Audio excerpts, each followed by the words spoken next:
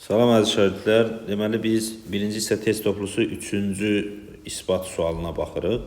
Deməli burada verib A müsbət, B müsbət, C müsbət olarsa belə bir ifadə verib. İfadə yəni böyük bərabər 8ABC olduğunu isbat edin deyir bizə.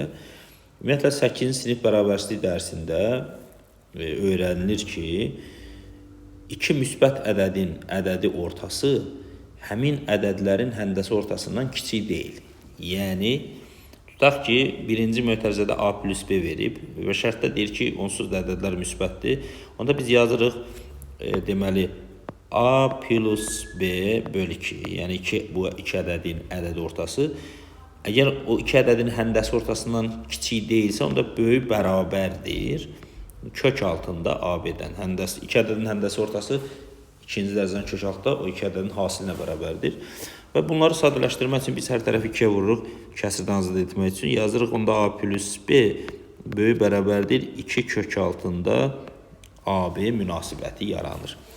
İndi biz onda birinci mötərizə üçün bunu yazdıq. Onda biz ikinci mötərizə üçün B plus C ki var. Onun üçün də yaza bilərik B plus C böyük bərabərdir 2 kök altda BC-dən.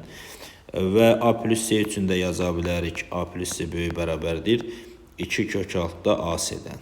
Və görürük ki, həmin mötərizələri bir-birinə vurublar. Onda biz yazacağıq ki, baxın burada sol tərəfləri bir-birinə vururuq, sağ tərəflərində eyni qaydada bir-birinə vuracağıq. Görək hansı münasibət alınır.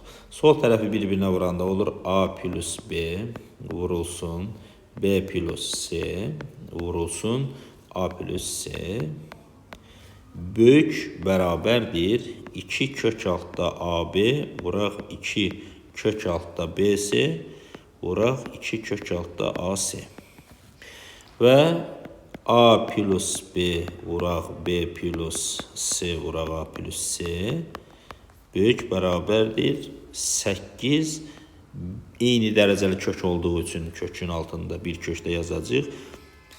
A kvadratı, B kvadratı və C kvadratı.